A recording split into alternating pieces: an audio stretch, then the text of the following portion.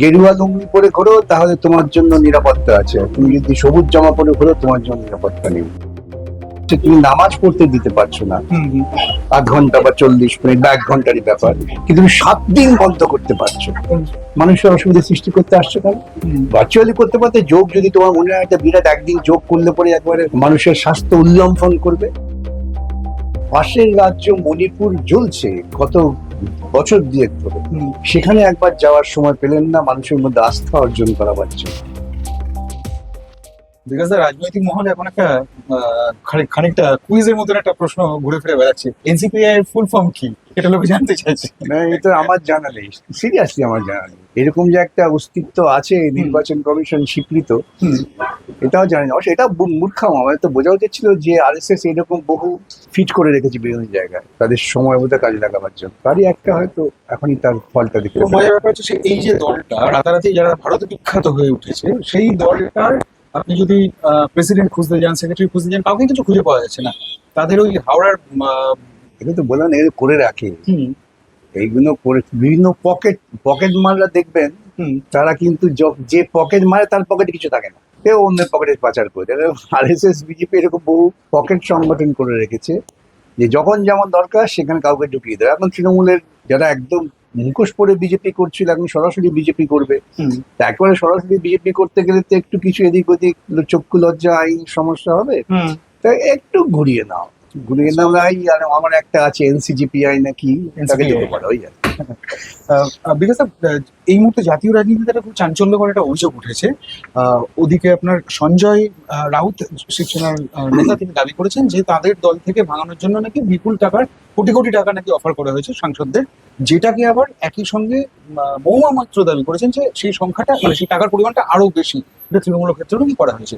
কাকুরি ঘোষিত তার অপোজ করেছেন, কিন্তু এটা তো একটা চাঞ্চল্যকর অভিযোগ। বিজেপি গোটা দেশের গণতন্ত্রের যে মৌলিকতা, নীতিবোধ, মূল্যবোধ, তাকে ধ্বংস করছে পরিকল্পনা। এবং দেখবেন আপনারা 2014 পরবর্তী সময় থেকে যেখানেই বিজেপির স্বার্থের প্রয়োজন হচ্ছে ছোটখাটো দলগুলোকে ভাগিয়ে দিয়েছে। এটা বিজেপি প্রথম এক্সপেরিমেন্ট করে কিন্তু পশ্চিমবঙ্গে 2011 পর থেকে। আচ্ছা, দেখবেন পশ্চিমবঙ্গে বিরোধী কোনো 2011 পরবর্তী সময় বিরোধী কোনো একটা পঞ্চায়েত হোক বা একটা জেলা পরিষদ হোক, যারা জিতেছে তাদের হয় ভয় দেখিয়ে নয় টাকা দিয়ে কিনে নিয়েছে। এটা তো পরিষ্কার। বাইরন বিশ্বাস হচ্ছে আধুনিকতম এক্সাম্পল। ওরা এই মাটিতে চাষ করে দেখলো পশ্চিমবঙ্গে এটা হতে পারে, আচ্ছা, তাহলে অন্য জায়গায় হবে না কেন? সব জায়গায় করেছে। সুতরাং কোটি কোটি টাকা যে খরচা হচ্ছে এর পেছনে তাতে কোনো অসুবিধা নেই তো। ওই অনেককে বলেছি, আপনাকে বলি, একটা গান আমার খুব মনে পড়ছে, এটা ওই যে নাচ মেয়েরা বুলবুল তো পয়সা মিলেগা। এই পয়সা মিলছে আর সবাই নাচছে, নাচতে নাচতে বিজেপির খাঁচায় ঢুকে যাচ্ছে। আচ্ছা। বিকজ একটা জিনিস আমরা দেখলাম যে হকার উচ্ছেদ মামলায় গতকাল স্টে অর্ডার পাওয়া গেছে, জুন পর্যন্ত হকার উচ্ছেদ করা যাবে না। কিন্তু একটা প্রশ্ন থাকছে, এই যে রেলের জমি নয় অথচ কোথাও কোথাও একটা উচ্ছেদের নোটিশ গেছে, বা রেলের জমিতে যারা রয়েছেন যাদের বৈধ লাইসেন্স রয়েছে তাদের কাছেও অনেক ক্ষেত্রে নোটিশ গেছে, এই ব্যাপারটা কেন, মানে কোথায় টানা দেখুন, পড়ে? আপনারা যদি আমার সওয়ালটা শুনে থাকেন, শুনেছি। আমার পরিষ্কার বক্তব্য, বৈধ অবৈধ এগুলো গৌণ। আচ্ছা, মৌলিক প্রশ্ন হচ্ছে মানুষের জীবন জীবিকা, মানুষের বাসস্থানের অধিকার, আর মানুষ হিসেবে বেঁচে থাকার অধিকার, শুধুমাত্র জৈবিক অস্তিত্ব নয়। সেটাকে কার্যকর করার দায়িত্ব হচ্ছে রাষ্ট্রের। রাষ্ট্র তুমি কোটি কোটি টাকা বড় বড় ধনপতিদের ছাড় দিয়ে দেবে। একটা নতুন আইন করেছে যার মধ্যে দিয়ে হেয়ার কাটের নাম করে প্রচুর টাকা মেরে দেওয়া হচ্ছে। তুমি কেন ভারতবর্ষে আজকে যে সমস্ত মানুষগুলো জীবিকার জন্য রাস্তায় বসে হকারি করছে তাদের জীবিকার ব্যবস্থা করে দেবে না? প্রথম কাজ। তাদের মাথার উপর ছাদ কেন করে দেবে না? প্রথম, যদি করতে পারছো না আর তুমি লোকগুলোকে ঠেলে আকাশের তলায় ফেলে রেখে দেবো। দেখলেন না কিরম চূড়ান্ত অসভ্যতা নির্মম কাজটা করলো? পুশব্যাক করতে গিয়ে 5-6 জন আর খুঁজে পেলো না, লক্ষ লক্ষ নাকি অনুপ্রবেশ। তো 5-6 জনকে নিয়ে পুশব্যাক করতে গেল, বাংলাদেশ সরকার দিল না, বলছে না আমাদের নেই। তার মানে এই কেন্দ্রীয় সরকার, ভারতের সরকার, তারা সঠিক তথ্য প্রমাণ দিয়ে হাজির করতে পারলেন না যে এরা ভারতবর্ষে অনুপ্রবেশ করেছে। আর সেই মানুষগুলো খোলা আকাশের তলায় দিনের পর দিন বাচ্চা বাচ্চা নিয়ে পড়ে আছে। গ্রামের মানুষ তাদের শেল্টার দিচ্ছে। এটা কি কোনো একটা গণতান্ত্রিক মূল্যবোধ যা তো সরকারের ভূমিকা। আজকে সবচেয়ে বড় প্রশ্ন এটা। বিকজ একটা আশঙ্কার জায়গা তো থাকছে, মানে এই জুন পর্যন্ত না হয় ব্যাপারটা আপনি ঠেকালেন, আমি তো তারপর কি বারবার বলছি যে আইন আদালত একটা স্তর পর্যন্ত হাতিয়ারের কাজ করে, হুম, এরপর প্রত্যেককে হাতে লাঠি নিয়ে নামতে হবে। সোজা কথা, আমার বুলডোজার দিয়ে ভাঙতে এসেছো, আমার 15 লক্ষ লোক লাঠি নিয়ে দাঁড়িয়ে পড়ো, যে বুলডোজার ছেড়ে সব পালিয়ে যাবে।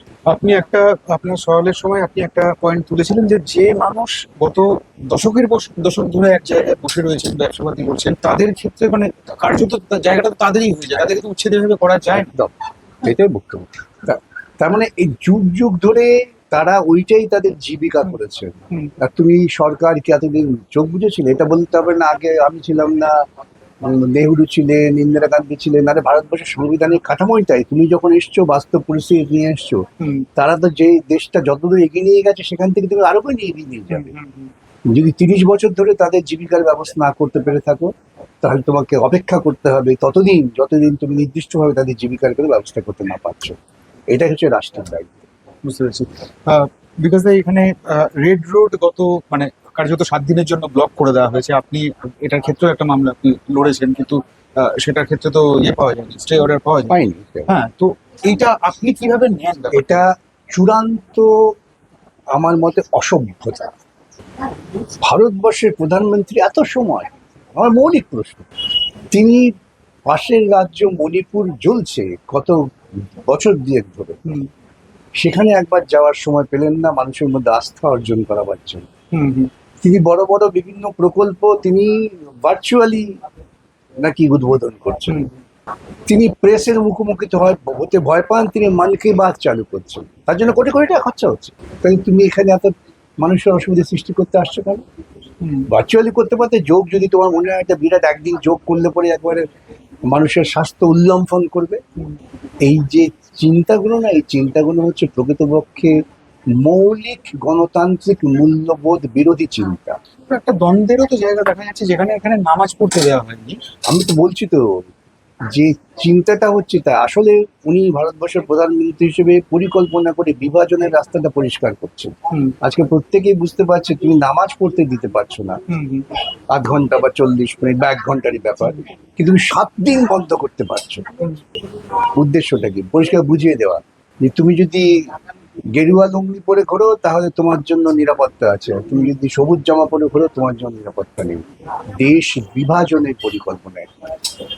বিকজ একটা বিতর্ক খুব প্রবল হয়ে উঠে এসছে, সেটা হচ্ছে যে 20 জুন পশ্চিমবঙ্গ দিবস হিসেবে প্রতিষ্ঠা করার কথা বিজেপি সরকারের তরফে ঘোষণা করা হয়েছে।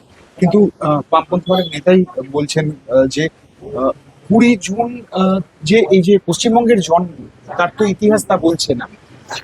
বিজেপি RSS তারা ইতিহাস মানে না, কিন্তু তার থেকেও বড় কথা আমার, যেটা আমি আগে কোন মিডিয়াতে বলেছি, হঠাৎ পশ্চিমবঙ্গ দিবস কেন? তাহলে ওরা বলবে আহাম দিবস, এরা বলবে ওড়িয়া দিবস।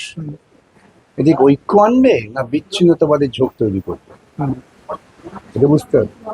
মুখে বলছো আমরা এক জাতি ভারতবর্ষ, হুম, ভারতবর্ষের সংবিধান আমাদের বলেছে ইউনিয়ন অফ স্টেটস।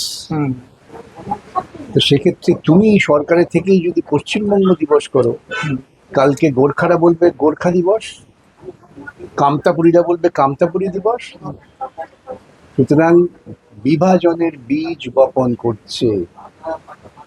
ইতিহাসকে সাক্ষী রেখে এরা মানুষের মধ্যে বিকৃত তথ্য পরিবেশন করার চেষ্টা করছে। এর থেকে বড় অপরাধমূলক কাজ হতে পারে না।